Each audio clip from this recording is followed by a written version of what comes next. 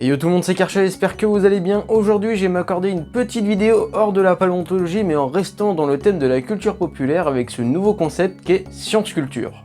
De temps en temps, je vais m'accorder ce petit plaisir en parlant d'œuvres de fiction qui sont en lien de près ou de loin avec les sciences, comme par exemple l'attaque des titans, Pokémon ou Il était une fois la vie. Bon, au final, ce sera pas si hors sujet que ça vu ce qui sortira sur la chaîne, donc ne criez pas tout de suite. Ted, my boy, it's gonna be legend. Wait for it. Dairy. Legendary. Bon, c'est bien beau que je vous parle d'œuvres qui me plaisent, mais qu'est-ce que vous avez à y gagner, vous? Bah tout d'abord, vous allez rendre un Karcha heureux, et ça a pas de prix. Mais bon, plus sérieusement, vous allez surtout découvrir de nouvelles œuvres que vous connaissez pas forcément, que ce soit des films, des séries ou des dessins animés, et surtout vous allez apprendre de nouvelles choses grâce à elles, et ça, je trouve ça assez cool. En plus de ça, ce seront des vidéos plus courtes que LDCP, aussi bien en termes de longueur de la vidéo que de durée de montage. Donc ça va permettre de faire plus de vidéos, et en plus de ça, ça nous permet de nous faire plus plaisir. Dans ce premier épisode, on va parler d'une œuvre qui m'est très chère, car c'est mon manga préféré, Hataraku Saibu Code Black.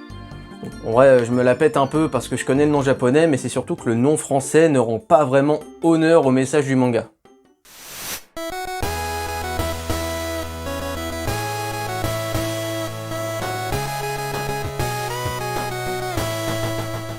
Les Brigades Immunitaires Black en français est un manga publié en France par Pika Édition depuis 2019, dont le scénario est écrit par Shigemitsu Harada et le dessin fait par Issei Hatsuyoshiya.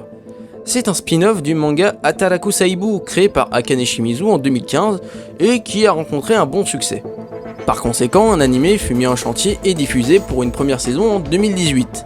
Et en 2021, ce fut au tour des Brigades Immunitaires Black d'être adapté avec une popularité non négligeable. L'anime obtient une note de 8,01 sur 10 sur Nautijon, donc plutôt bien adopté par la communauté manga. On ne parlera pas ici des nombreux détournements faits sur certains personnages. It's time to stop. Petit résumé de l'histoire, nous suivons les aventures du Nemassi accompagné de son ami tentant de livrer son oxygène dans un corps humain proche du bien quand je fais des semaines raclette en hiver. Les vaisseaux sanguins sont pleins de cholestérol, les poumons abîmés par le tabac, le foie détruit par l'alcool, le pénis qui a du mal à se lever et j'en passe. N'empêche, le mec doit faire la fortune de son médecin traitant. Oui, allô? Oui, allô, docteur, oui, je voudrais prendre rendez-vous s'il vous plaît. Encore? Vous êtes déjà eu 3 fois dans la semaine, on est que mardi. Bah je sais, mais je découvrais, je le saigne des yeux dès que j'allume la télé. Non mais c'est pas possible, qu'est-ce que vous regardez? Ah bah moi c'était PMPH24 ici, sinon ça me permet de savoir quelle maladie j'ai moi. Ah oui, bah ok. Continuez de regarder, c'est juste que vous êtes sur la voie de la guérison, hein. Ça va faire passer votre pneumonie, votre pancréatite aussi. Bah super, merci baba. Ouais c'est ça, ouais. Tu m'étonnes que son corps soit une horreur avec ce mode de vie. De quoi? Ah non, je disais, si t'es pas regardé plus de la vie, hein, ça ne peut qu'aider. Oh bah très bien, bah de toute façon, je peux pas bouger les fauteuils, et sinon je vais tomber par terre avec les agrammes dans le sang. Enfin bref, l'hématie sera aidé par une leucocyte aux très beaux cheveux qui tente de lutter contre les multiples infections dont le corps est victime. Et on apprendra très vite que ce monde est un enfer et qu'avoir un tel mode de vie, ça a de lourdes conséquences. Je ne peux pas en dire plus car sinon je vais spoiler l'histoire du manga. Mais Karcha, tu peux pas spoil un animé sur le corps humain vu qu'il n'y a pas d'histoire. Ah, tu as déjà vu le manga? Non. Bah tais-toi alors. Effectivement, le manga reprend le cheminement du corps humain, mais pas seulement. L'auteur a voulu dépeindre les conditions de travail dans certaines entreprises japonaises. Appelées Burakukigyo, très bel accent japonais, je sais même pas si ça se prononce comme ça, mais au moins ça rend cool. Ces entreprises se nettoient les fesses avec le code du travail et les employés n'ont pas un climat de travail vraiment excellent. C'est de là d'où vient le mot Blaku dans le titre. D'accord, donc notre corps c'est une usine esclavagiste en fait. Tout dépend ce que tu en fais. C'est justement le discours du manga, tu peux changer les choses en prenant soin de ton corps et en écoutant les messages qu'il te fait passer. Et mon dieu que c'est efficace. Dès le tome 1, j'avais envie d'arrêter de boire et de fumer. Mais tu as jamais fumé de ta vie et tu bois pas d'alcool parce que tu trouves ça dégueulasse et parce qu'un verre te fait déjà tourner la tête. D'accord, donc t'as décidé de casser le message des brigades militaires en fait. Non mais Non mais y a pas de non mais, tu sors de la vidéo là. À peine 2 minutes d'apparition qui réapparaîtra déjà plus lui. Bon, plus sérieusement. La personnification de nos cellules par de vrais humains, contrairement à Il était une fois la vie, nous implique encore plus dans l'histoire. En plus, le manga n'hésite pas à être très cru, il y a des morts tout le temps. C'est sûr qu'il n'y a pas de résurrection là, tu te fais bouffer par un streptocoque et bah tu meurs, c'est simple au moins. Ça peut paraître pas très joyeux, mais c'est ce qui se passe dans notre corps. Des millions de cellules meurent chaque jour, mais se font remplacer par de nouvelles. Rien que votre peau est recouverte de cellules mortes. Vous voyez, on peut parler de nombreux sujets avec ce manga. Je parle beaucoup du manga papier depuis tout à l'heure, mais pas beaucoup de l'animé, car ils sont légèrement différents. En effet, l'animé rajoute quelques éléments très sympas. Par exemple, la deuxième Emacy que l'on suit a beaucoup plus de développement et de temps d'écran, ce qui permet de s'y attacher un peu plus. En gros, ça change pas grand chose à la ligne directrice, c'est juste que ça l'étoffe un peu plus. En gros, je trouve l'animé excellent. Il permet d'avoir une seconde lecture, même si vous avez déjà lu le manga. Les doubleurs japonais font un travail excellent et en plus de ça, les musiques sont...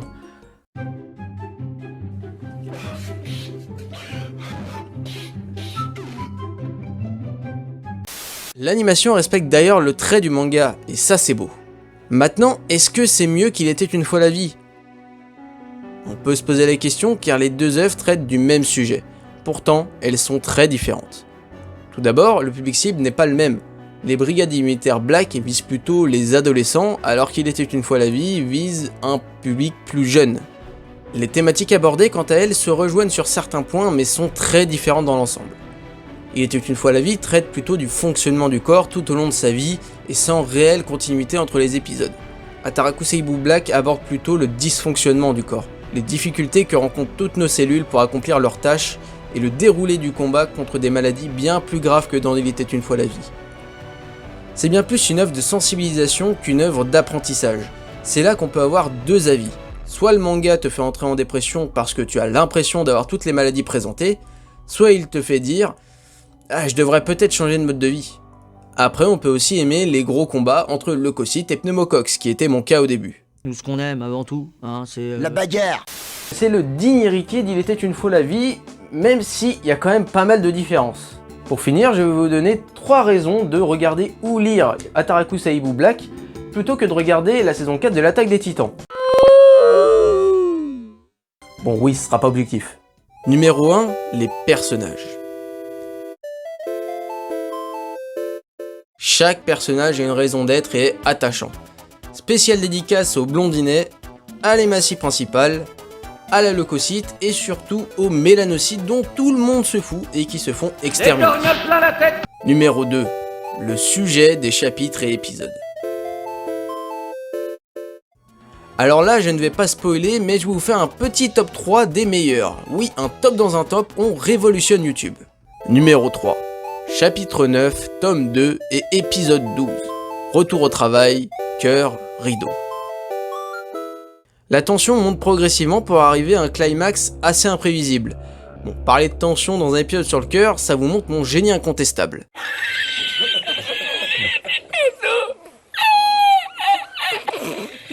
L'anime a su magnifier encore plus le manga qui est déjà excellent. Numéro 2. Chapitre 7, tome 2 et épisode 10, ulcère de l'estomac, amitié, perte. Alors là, c'est parce que j'ai déjà eu la maladie de l'épisode, donc je comprends la douleur du mec, mais c'est aussi parce qu'il marque un changement majeur dans l'œuvre. Numéro 1, chapitre 38, tome 7, sans pitié, première défaite, dévouement. Alors, je peux pas spoiler parce que c'est un passage très important du manga et qui n'a pas encore été adapté en animé, mais j'ai rarement ressenti de tels sentiments envers un manga. Chaque personnage peut mourir à n'importe quel moment, et ça fait du bien de pas avoir des personnages en armure de scénarium, surtout en ce qui concerne les globules rouges. On peut dire qu'il y a de quoi se faire un sang d'encre. Non. Enfin, frérot, tu es cringe. Bon, voilà, c'était pas facile, surtout sans spoiler, mais ça vous donne un avant-goût de ce qui vous attend. Vrai numéro 3, une œuvre qui casse les idées reçues. La crise du Covid nous l'a montré, la médecine est un sujet, disons, très méconnu du grand public. Avec la montée en puissance des charlatans et des informateurs, ça fait du bien de voir que le monde médical peut être traité sérieusement et avec plus de véracité dans un manga que sur un plateau de CNews. Ça fait mal. Pour preuve, de nombreux médecins ont fait des critiques des épisodes. Que du positif et même de l'étonnement pour les informations données. En plus de ça, ça peut aider certaines personnes à mettre des images sur leur pathologie et ça, je peux vous le dire, ça fait un bien fou. Petit aparté, j'ai l'air de dire que la série est parfaite et qu'il n'y a aucune erreur. Loin de là, rien n'est 100% véridique. Par exemple, les cellules saignent, même les bactéries. On sait très bien que ça c'est pas possible, c'est juste pour de la mise en scène. Donc voilà, ne prenez pas tout ce qui est dit dans cette série pour argent comptant. Ce n'est pas un documentaire et d'ailleurs, comme nous l'a montré Préhistorique Planet, même les documentaires ne sont pas 100% véridiques. Par contre, je tiens à dire que les schémas et les animations faites dans Ataraku Seibu Black sont extrêmement bien faites et participent extrêmement bien à la diffusion du savoir médical et plus largement des informations sur le corps humain. Donc ça, c'est vraiment un gros point positif de la série. Voilà pour ce premier épisode de Science Culture sur une œuvre qui m'était extrêmement chère. J'espère qu'il vous a plu. N'hésitez pas, vous aussi, à me donner des œuvres hors paléontologie qui traitent de science et qui mériteraient une vidéo. En attendant, activez les muscles de votre main pour mettre un pouce bleu et abonnez-vous, c'est bon pour la santé. Et sur ce, je vous dis à plus dans un autre temps.